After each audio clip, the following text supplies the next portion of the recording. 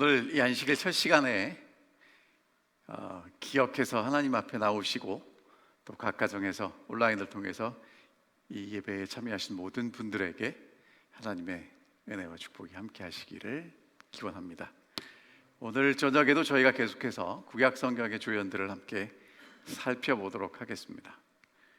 오늘 저희가 함께 살펴보게 될 인물은 잘 아시는 인물이지만 우리가 다시 한번 조명해야 할 인물인데 우리야입니다. 우리야 이야기를 하려면 다윗 이야기를 빼놓고는 할 수가 없습니다.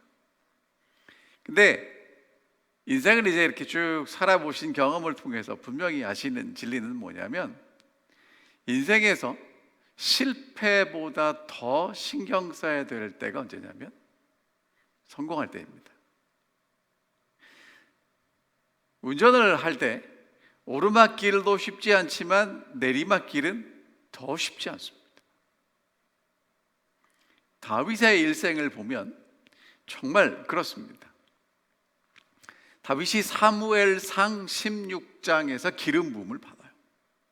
그리고 이제 사무엘상 전체는 다윗이 기름 부음 받고 골리앗과 싸우고 그 다음에 이제 하나님에 의해서 훈련받는 과정이 쭉 이어집니다.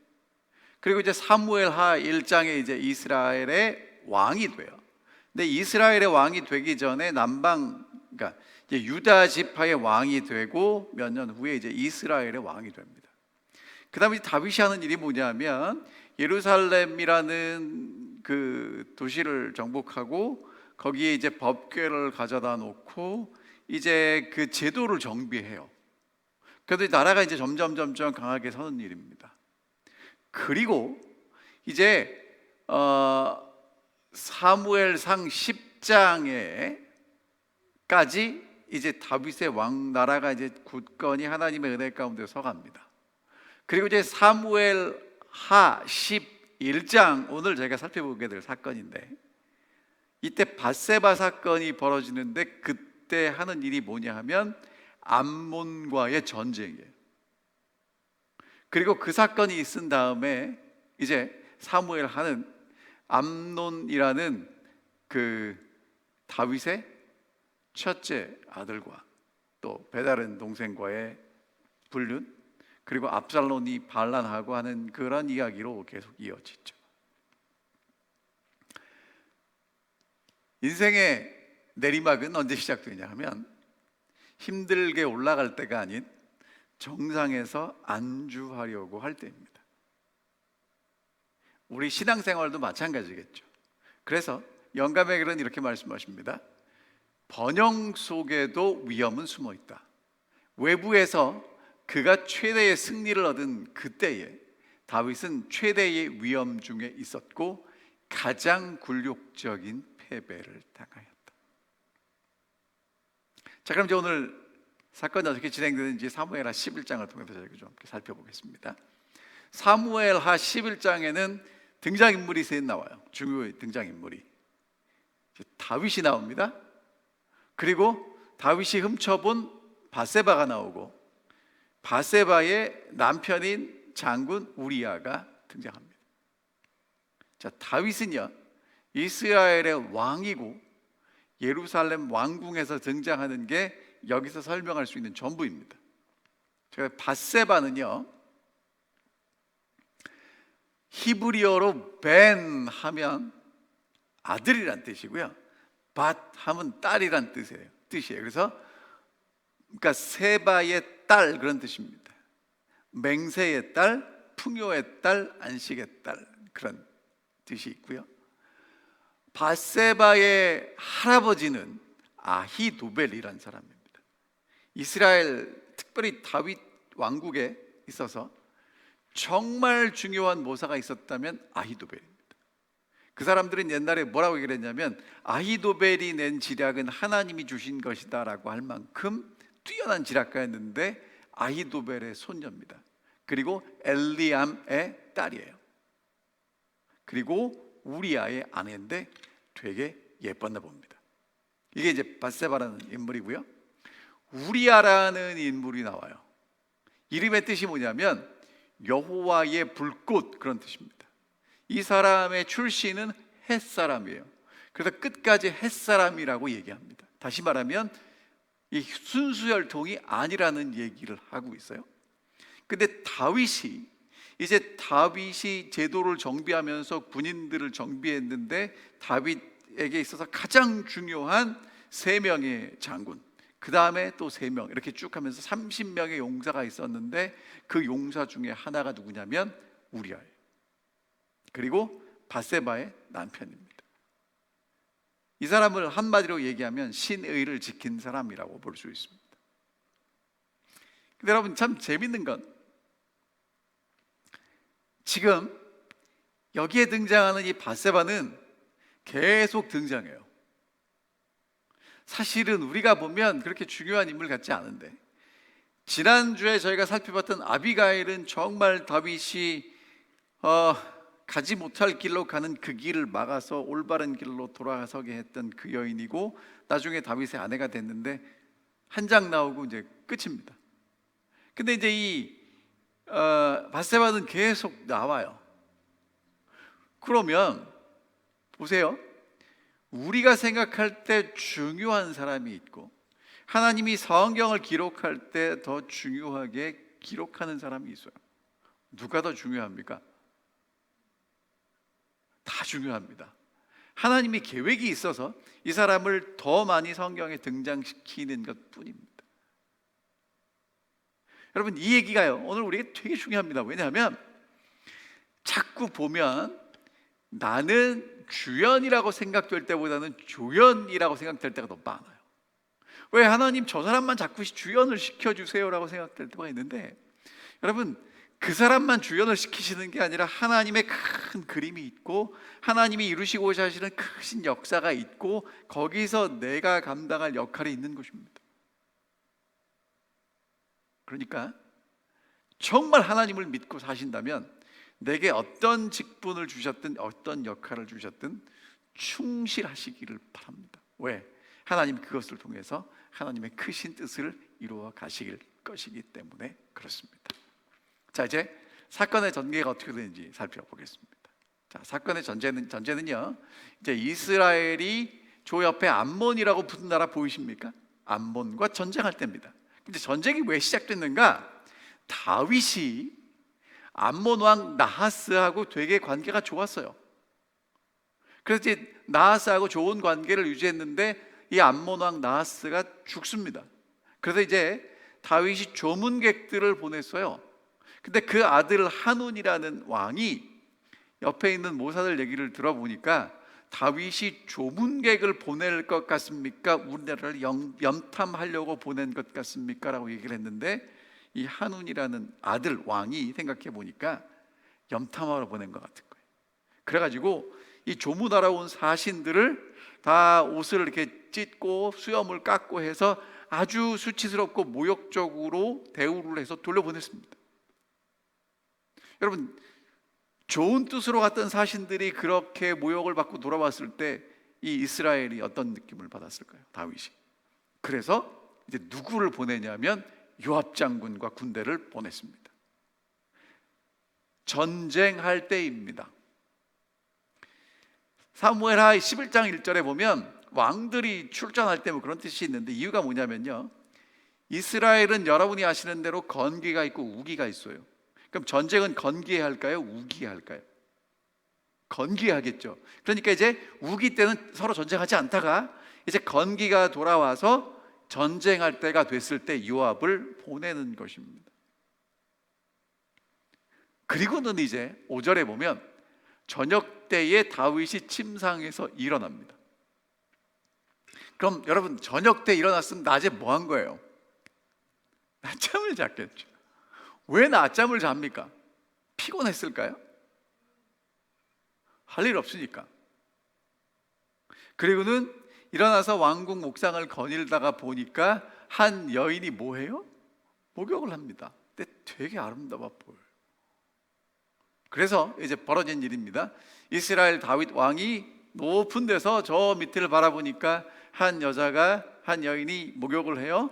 너무 아름다워서 누군가 알아봤더니 우리아의 장군의 아내 밧세바랍니다. 그래서 성경에는 이 다윗이 그 여인을 데려다가 하룻밤을 자요. 그리고 돌려보냈습니다. 그 다음에 이제 이 여인에게서 기별이 옵니다. 임신을 했어요. 다윗에게 사람을 보내서 뭐라고 얘기하냐면 내가 임신하였다라고 연락을 합니다. 뭐 하라는 거예요? 책임지라는 거죠. 다윗이 심히 고민에 빠집니다. 어떻게 해야 될 것인가? 그럼 어떻게 하면 되겠습니까?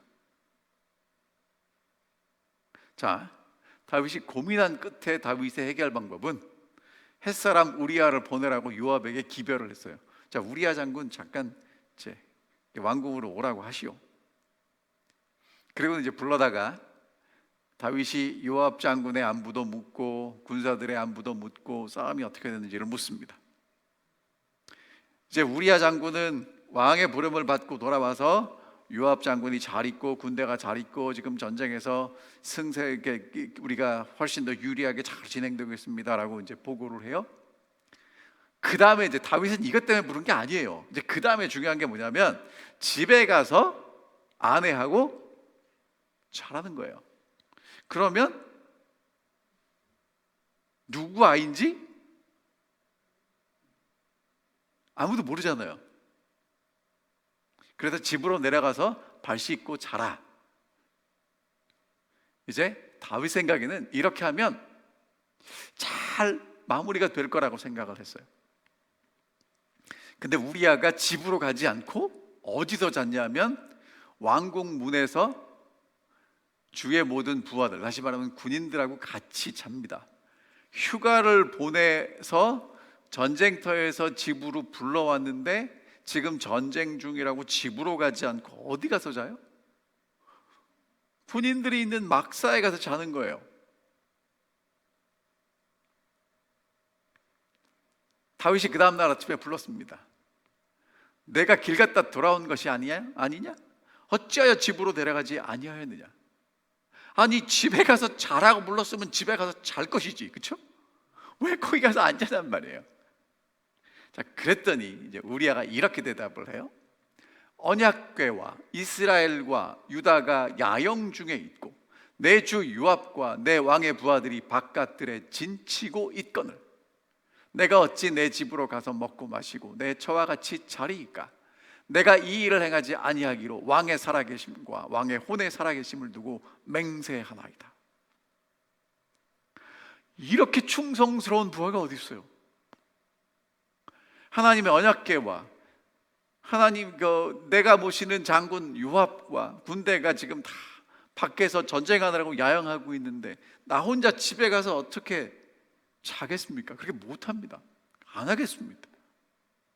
자, 여기 보면 충성스러운 장군 우리아가 있고요, 부정했는데 그것을 슬쩍 덮으려는 왕 다윗이 있어요. 여러분, 원래 같으면 다윗이 이런 신하를 보고 어떻게 되냐면 충성스러운 장군 때문에 칭찬하고 하나님께 감사했어야 될 이 다윗이요, 지금은 이 장군이 껄끄러운 거예요. 아니 집에 가서 자라 그러면 잘 것이지. 왜 그렇게 변했는지 아세요? 하나님의 마음에 합한 왕이라고 하나님을 사랑하고 하나님 앞에 살던 왕이 지금 잠시 하나님을 떠납니다. 그래서 이런 일이 벌어지게 되는 것입니다. 자, 다윗이 이제 우리아에게 얘기합니다. 오늘도 여기 있으라. 내일은 내가 너를 보내리라. 그래서 우리아가 그날 예루살렘에 머물러 있어요. 다윗이 이제 그날 하는 일이 뭐냐면 그를 불러서 그 앞에서 먹고 마시고 취하게 합니다. 이제 이날은 어떻게 했어요? 실컷 먹이고 실컷 마시게 해서 골아떨어지게 했어요. 취했습니다. 저녁 때. 그러면은 술김에 어디 갈 수도 있는 거예요? 집에 갈 수도 있는 거예요. 근데 나가서 집에 가지 않습니다. 그리고 어디서 자요? 또 군인들하고 자요. 이제 이 방법이 안 통합니다. 어떻게 하면 좋겠습니까? 다윗이 이제 아침에 편지를 썼어요. 그리고 우리야 손에 들려서 요압에게 보냈는데, 그 편지 내용이 뭐냐면 우리야 장군을 제일 최전선에 두고 가장 전쟁하기 어려운 그곳에 둬서 전쟁하다가 슬쩍 뒤로 오면 우리야 장군은 거기서 전사하게 만들어라. 기가 막힌 작전입니다. 여러분, 요압은요, 나중에 저희가 살펴보겠지만 이런 데 있어서는 아주 탁월한 지혜가 있는 사람이에요.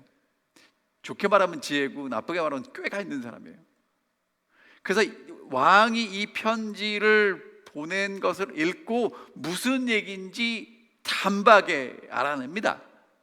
그리고는 이제 요압이 사람을 보내서 전쟁의 모든 일을 보고하는데 마지막에 무슨 얘기를 하라고 얘기를 하냐면 왕의 종 햇사람 우리야도 죽었나이다.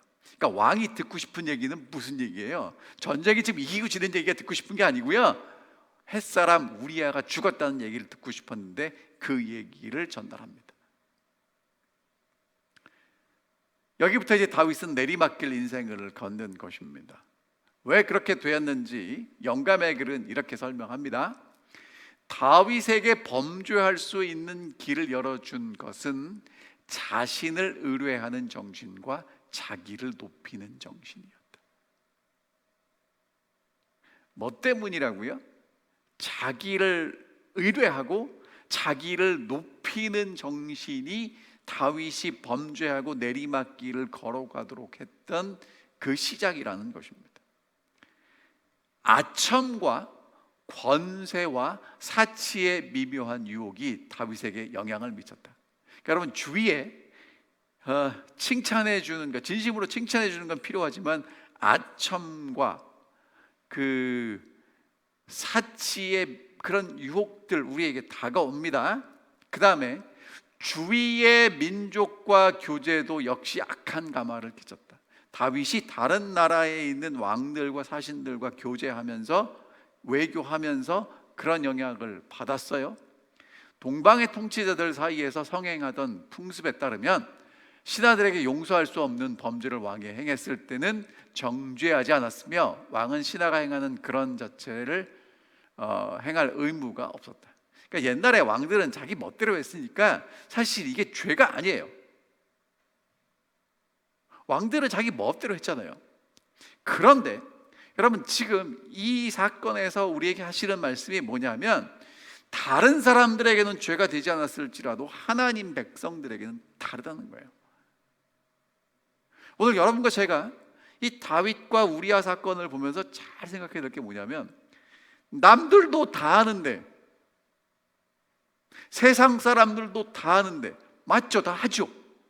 그럼 여러분, 하나님 안 믿고 사는 사람들은 그렇게 사는 게 맞지만 하나님을 믿고 사는 사람은, 다윗은 그렇게 살면 안 된다는 거예요. 특별히 예수 그리스도의 살아계심을 믿고 다시 오심을 믿는 재림 성도들은 그렇게 살면 안 된다고 말씀하고 계시는 것입니다. 이 모든 것들은 죄의 흉악성에 대한 다윗의 생각을 무디게 했고, 그래서 다윗은 겸손히 여호와의 능력을 의지하는 대신에 자신의 지혜와 능력을 의지하기 시작합니다. 그래서 다윗이 이제 변질되기 시작돼요. 그럼 여러분, 다윗이 어떻게 변질되는가? 세 가지를 저는 오늘 말씀드릴 텐데, 부적절한 때와 장소, 희생 정신이 사라지고, 그 다음에 정직하지 못하면 그렇게 된다는 것입니다. 하나씩 말씀드릴게요. 자, 부적절한 때와 장소는 뭐냐면, 해가 돌아와서 왕들이 출전할 때가 됐어요. 이제 전쟁을 할 때가 됐습니다. 다윗이 요압과 그에 있는 부하들과 온 이스라엘 군대를 보냅니다. 근데 다윗은 어디 있어요? 예루살렘에 그대로 있어요. 여러분, 전쟁할 때 왕이 어디 있어야 됩니까? 이제까지 다윗은 어디 있었냐면 군인들과 함께 전쟁하는 그곳에 있었어요. 근데 지금은 이제 어디 있습니까? 예루살렘에 있어요. 여러분, 때와 장소를 구별하는 일은 대단히 중요합니다. 오늘 이 안식일에는요, 여러분이 어디 계셔야 되냐면 안식일을 구별하여 거룩하게 지키고 하나님을 예배하는 일은 우리가 마땅히 할 일이에요. 근데 이 안식일을 기억하지 못하든지, 안식일을 기억하지만 하나님께 예배하고 거룩하게 구별하지 않으면 어떻게 되냐면 다윗처럼 된단 말이에요. 누가 이런 그림을, 사진을 올렸더라고요. 여러분, 이렇게 물고기가 입을 벌리고 있는 저 때 저기 장소를 지나가는 건 대단히 위험한 일이지 않겠습니까?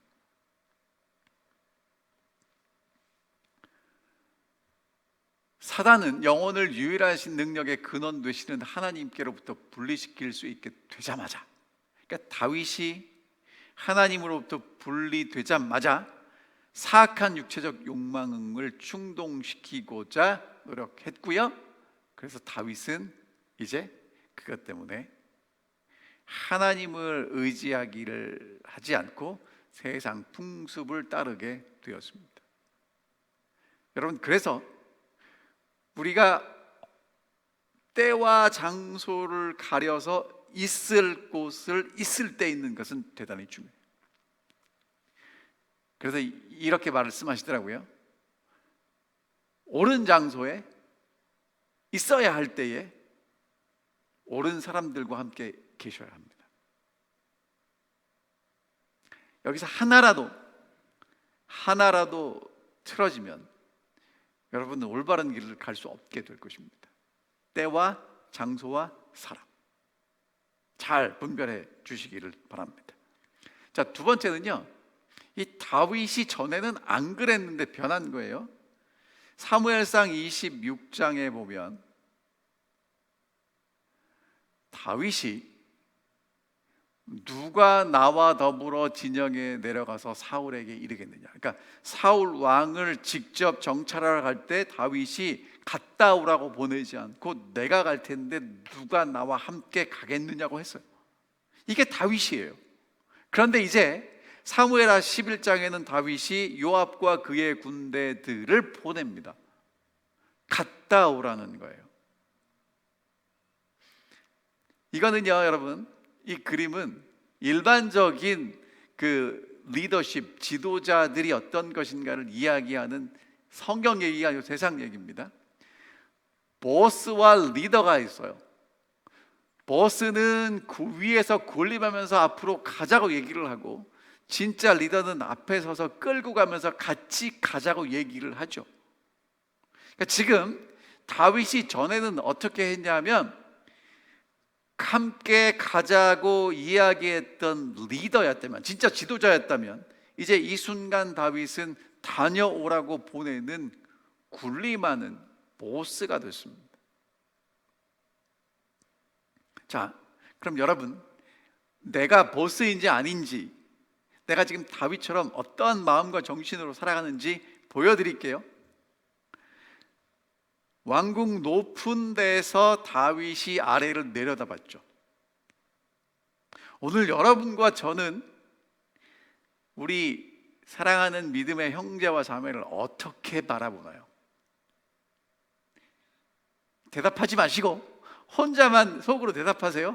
나도 위에서 이렇게 이 사람들을 내려보는지, 아니면 나랑 똑같은 눈높이로 바라보는지, 아니면 나보다 위에 놓고 위로 쳐다보는지.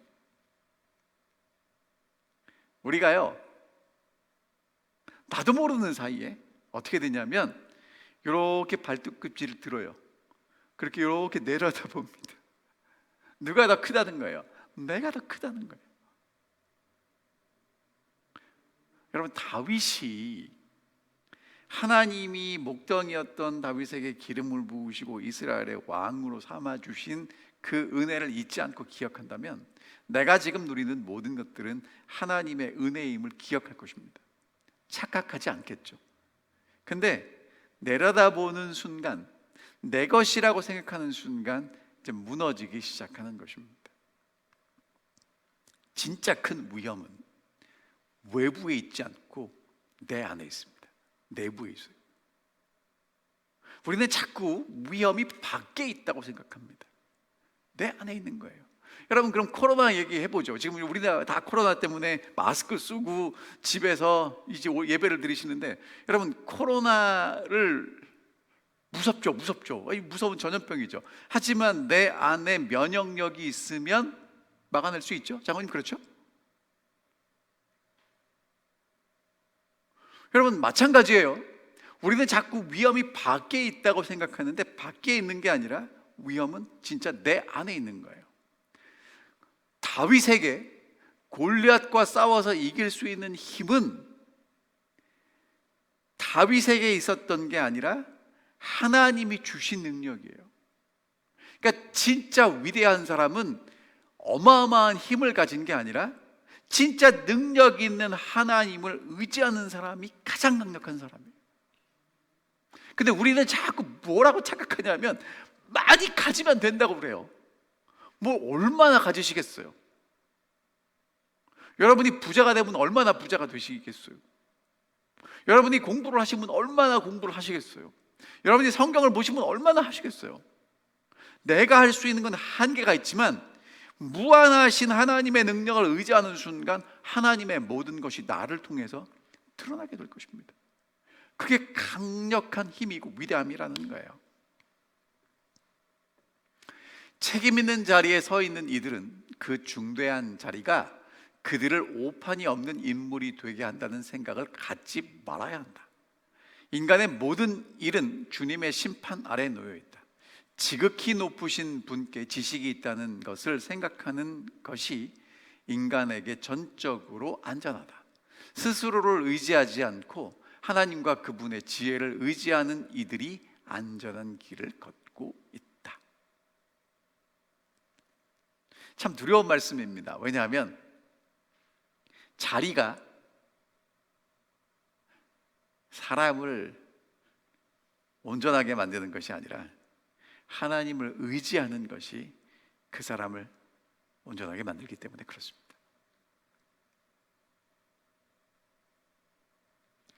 자, 그 다음에요. 여러분 이 그림을 가져왔는데 이게 무슨 그림인지 보이십니까? 이게 부엉이가 뒤에 숨어 있거든요. 다윗이 뭘 하려고 그랬냐면 잘 포장해서 덮어버리고 가려보려고 그랬어요.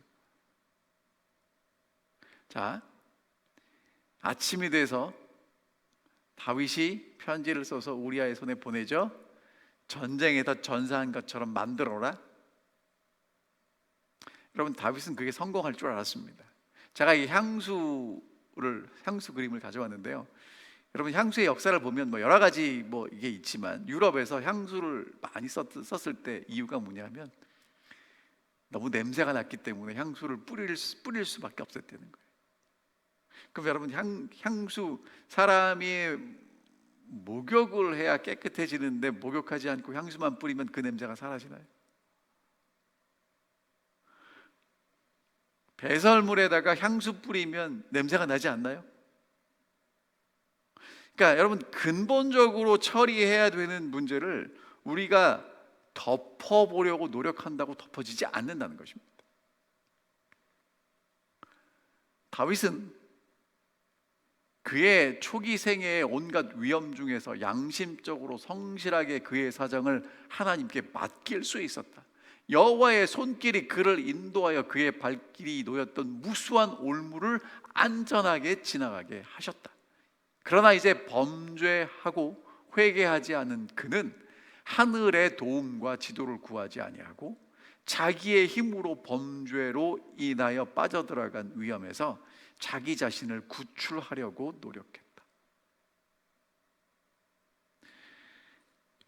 빠져들어간 것도 문제인데요, 더 문제는 뭐냐면 거기서 스스로 빠져나오려고 하는 것입니다. 안 되죠. 여러분 이런 사람들이 하는 일이 이겁니다. 원인을 밖에서 찾아요.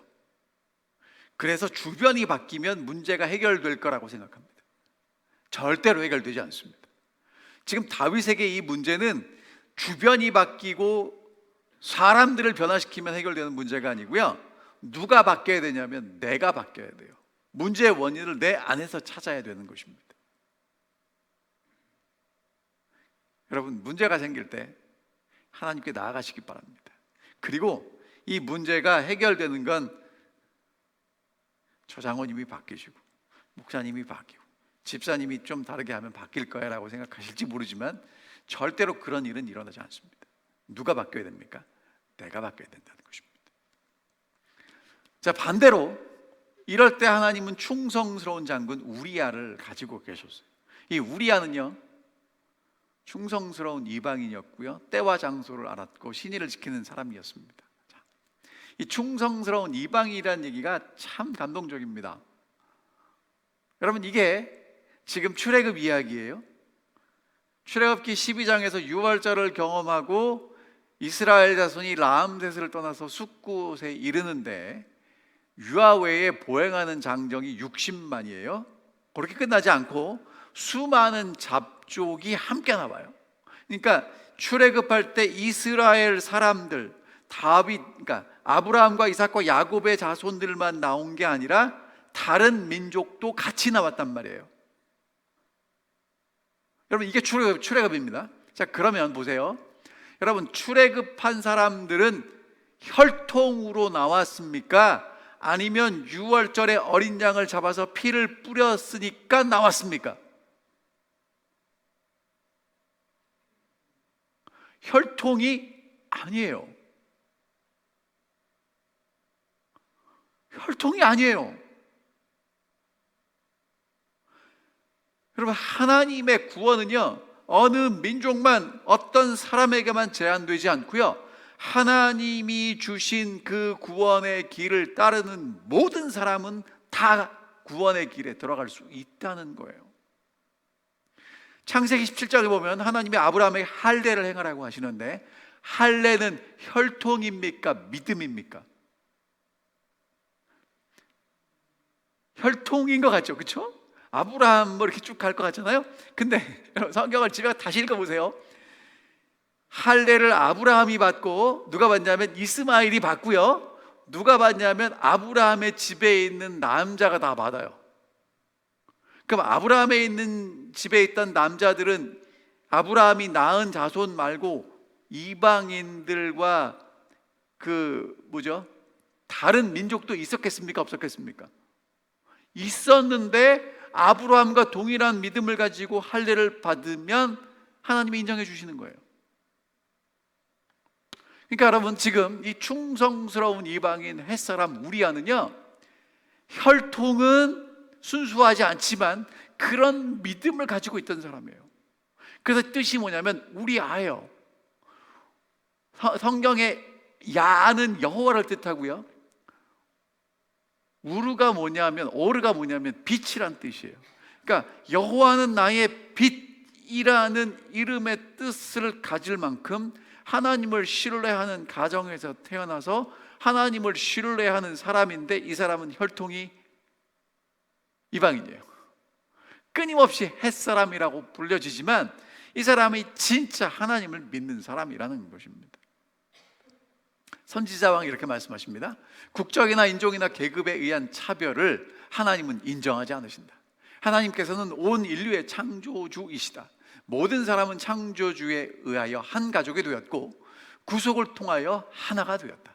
그리스도께서는 모든 분리의 장벽을 헐어버리시고 성전 마당의 모든 칸막이들을 열어 젖혀서 모든 영혼들로 하여금 자유로이 하나님께 나아갈 수 있게 하기 위하여 오셨다. 여러분, 우리가 올랜도 센트럴 코리안 철치이긴 하지만 우리의 문을 열어서 모두가 다 들어올 수 있도록 문을 열어야 합니다. 이게 하나님께서 정해놓으신 방법이라는 것입니다. 자, 그 다음에 이 우리아가 했던 일, 아까 말씀드렸지만 전쟁 중에 있기 때문에 나는 집에 가서 잘 수 없다는 거예요. 지금이 어느 때인지를 알고요, 내가 어디 있어야 될지를 아는 것입니다. 여러분, 이런 사람이 하나님 앞에 충성스러운 사람이라고 말씀하고 계시죠. 그 다음에 이게 이 다윗의 강력한 사람들이라고 이제 그린 그림입니다. 정말 사무엘하 23장에 보면 이 다윗에게 30명의 이 장군, 굉장히 중요한 사람들이 있는데 거기에 제일 마지막 사람이 누구냐면 햇사람 우리아가 나와요. 총 37명입니다. 거기 누가 있냐면 34절 끝에 아히도벨의 아들 엘리암이 나와요. 그러니까 이 사람들이 정말 중요한 다윗의 사람들로 인정받았다는 거죠. 그럼 여러분, 이렇게 다윗이 자기의 목숨을 맡길 사람들, 최측근의 사람들을 뽑을 때 다른 민족 이방인이지만 뽑는다는 것은 그만큼 믿고 맡길 수 있었다는 얘기죠. 자, 이제 이야기는 이렇게 진행이 됩니다. 햇사람 우리아도 죽었고요. 그 다음에 그 장례가 마쳐지고 다윗이 사람을 보내서 이제 그 밧세바를 데려오죠. 그리고 이제 시간이 흘렀습니다. 하나님은 그냥 넘어가시는 것처럼 보였지만 넘어가시지 않고요. 이제 나단 선지자가 다윗을 찾아와요. 그리고 한 재미있는 얘기를 들려줍니다. 그 얘기는 아주 단순한 얘기인데 다윗을 굉장히 화나게 만들었어요. 그게 뭐냐면, 어떤 마을에 부자가 있는데 양이 100마리가 있어요. 그리고 그 옆집에 아주 가난한 사람이 있는데 양이 한 마리밖에 없어요. 그래서 이 식구들은 한 마리밖에 없는 양을 데리고 잡니다. 식구들하고 같이 살아요. 근데 이 부자가 손님이 왔는데 손님을 대접하려고 보니까 이 양 100마리 중에 한 마리를 잡으면 99마리가 되는 게 아까워서 옆집 가서 그 한 마리를 잡아다가 손님을 대접했어요. 그랬더니 여러분, 다윗이 그 얘기를 듣고요, 여호와의 살아계심을 두고 맹세하노니, 다윗이 굉장히 열이 받았어요. 이 일을 행한 그 사람은 마땅히 죽을지니라. 여러분, 이게 왜 이렇게 다윗이 성을 내냐면 찔리는 게 있어서 그래요. 사람이 찔리는 게 있으면 자기도 모르게 과민 반응을 하게 돼 있어요. 그때 나단이 이렇게 얘기합니다. 당신이 그 사람입니다. 영어로 이렇게 얘기했어요. You are the man. 그리고 사무엘하 11장은 이렇게 마무리가 됩니다. 다윗이 행한 그 일이 여호와 보시기에 악하였더라. 여러분, 기억하십시오. 하나님은 모든 행위와 모든 은밀한 일을 선악간에 심판하십니다. 지금은 그냥 넘어가는 것처럼 보이지만 쉬운 대로 반드시 거두게 될 것입니다. 그 다음에 다윗의 집안은요, 진짜 풍비박산이 났어요. 큰아들 암논이 배다른 누이 동생을 사랑한 건 좋은데 겁탈하고는 버려요. 그래서 압살롬이 형제들을 다 죽여요. 그것 때문에 압살롬은 도망가고요. 도망갔다 압살롬이 돌아와서 아버지를 대항해서 전쟁을 하는. 근데 여러분, 이런 일들을 보면서 다윗이 한마디도 못하는 이유가 뭔지 아세요? 말을 해도 말이 먹히질 않아요. 왜? 내가 그렇게 살지를 못했기 때문에. 여러분, 정말 우리가 살아가는 하루하루의 우리의 삶은 정말 중요합니다. 하나님이 다 알고 계십니다. 하나님은 다 알고 계십니다. 그래서 열왕기상 15장에 보면 이는 다윗이 햇사람 우리아의 일 외에는 평생 여호와 보시기에 정직히 하게 행했지만 뭐는 용서받을 수 없는 거예요. 햇사람 우리아의 일, 하나님이 알고 계신다는 것입니다. 여러분, 그러면 성경은 굉장히 좀 우리아에게 억울하게 끝나는 것처럼 보여요. 그렇죠? 전쟁에 나가서 하나님께 충성하고 왕에게 충성하고 자기의 본분을 정말 성실하게 했던 우리아는 전쟁터에서 전사하고, 아내는 왕에게 빼앗기고. 뭡니까 이게? 근데 여러분, 그렇지 않습니다. 하나님이 우리아를 인정하세요. 어떻게 인정하시는지 보여드릴게요. 자, 이게 마태복음 1장에 아브라함과 다윗의 자손 예수 그리스도의 족보입니다. 여러분, 이 족보가 얼마나 중요한 족보인지 아시겠죠? 예수님의 족보예요. 그래서 누구부터 시작하냐면 아브라함부터 시작해서 다윗에 이르고, 다윗에게서 이제 다윗의 자손 예수 그리스도가 탄생하시는 거예요. 근데 여러분, 이 족보에 여자가 5명 나오는데 그 중에 하나가 예수님 어머니 마리아예요. 그리고는 4명이 나옵니다. 자, 근데 그 4명이 첫 번째 여인이 누구냐면 유다의 며느리 다말이에요. 나중에 기회가 되면 여러분들에게 설명을 이야기해 드릴게요. 여러분, 유다가 아들이 셋이 있는데 어찌어찌해서 대를 이어갈 수 없게 되는 그런 위기의 순간에 다말이라는 이 며느리가 대를 이어가는 그런 일이 벌어지죠.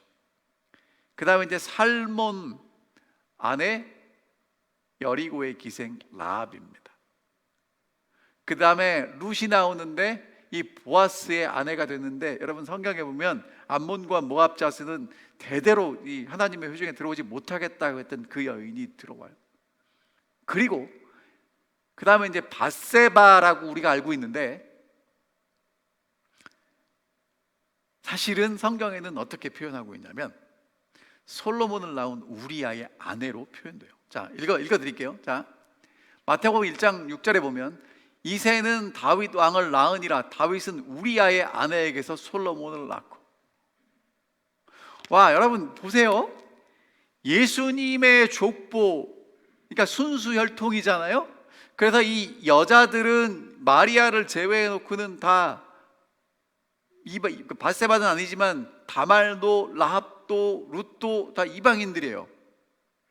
근데 그런 여인들이 지금 예수님의 족보에 들어왔다는 얘기를 하고 있는데, 남자로서 예수님의 족보에 이름이 등장하는 유일한 남자가 누구냐면 우리아예요. 굉장한 겁니다. 그럼 여러분, 이 사람은요 지금 구원의 족보를 이루는 그 일에 하나님이 동참시켜 주셨다는 얘기예요. 그 다음에 여러분 보세요. 다윗은 우리아의 아내에게서 솔로몬을 낳았다고 성경이 기록해요. 그러니까 여러분, 우리아는요, 그러니까 밧세바라는 이 여인은요 다윗의 아내도 아니고요, 솔로몬의 어머니도 아니고요, 하나님의 관점에서 보면 우리아의 아내예요. 우리아의 아내라고요. 하나님께 신실했던 우리아를 하나님은 필요해서 전사하도록 허락하셨을지는 모르지만 끝까지 인정하고 붙잡고 계신다는 얘기예요.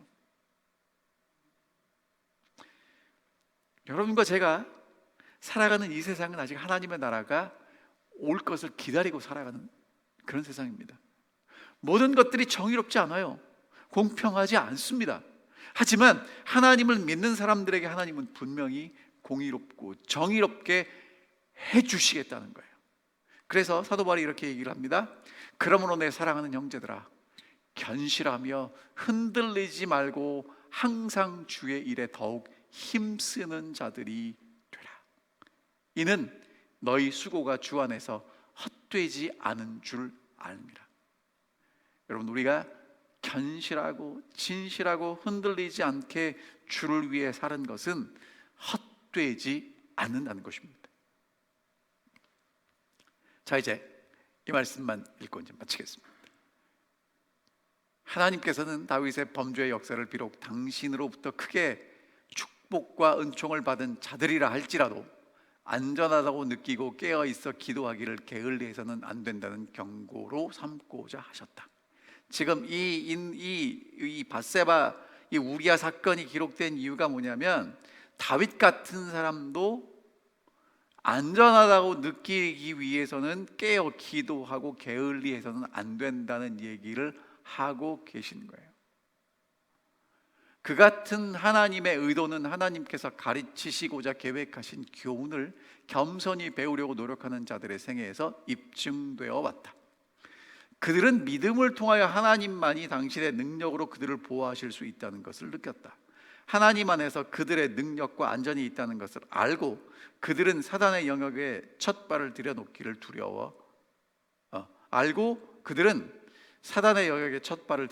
두려워하였다. 하나님만이 우리를 보호하실 수 있다는 것을 알고 신뢰하는 사람들은 사단의 영역에 첫 발을 들여놓지 않을 것입니다. 다윗이 그 순간의 실수로 하나님을 떠나게 되고 다시 하나님께 돌아가는 게 참 힘들고 어려운 과정을 통해서 돌아가게 됩니다. 다시 말씀드립니다. 참된 위대함은 무엇을 소유한 게 아니라 하나님의 능력을 의지하는 것이고요, 하나님의 능력을 의지한다는 건 매일 그리스도와 동행하는 것입니다. 매일 그리스도와 동행하는 것입니다. 어제 내가 뜨겁게 말씀을 읽고 기도했던 것은 부족합니다. 오늘 또다시 주와 동행하셔야 합니다. 오늘 제가 그러다 어떻게 말씀을 마치려고 하냐 하면, 침례 요한이 예수 그리스도를 가르쳐서 보라, 세상 죄를 지고 가는 하나님의 어린 양이라고 외쳤습니다. 오늘 이 안식일, 이 저녁 우리 모두가 세상 죄를 지고 가는 하나님의 어린 양을 바라보시게 되기를 간절히 바라면서 오늘 말씀을 줄이겠습니다. 하늘에 계신 아버지, 신실하게 충성했던 우리아를 하나님이 지키시고 그를 인정해 주신 것처럼 저희가 이 세상에서 사람들에게 인정받지 못하고 때로는 힘들고 어렵고 고통스럽게 살아간다 할지라도 정말 주 앞에 신실하게 우리의 삶을 살아갈 수 있도록 인도하여 주시옵소서. 있어야 될 때와 장소를 알게 하여 주옵시며 우리에게 주신 사명을 분별하고 충성할 수 있는 우리 모든 사랑하는 올랜도 중학교의 성도들이 될 수 있도록 인도하여 주시옵기를 사랑받으신 예수 그리스도의 이름으로 간절히 기도하옵나이다. 아멘.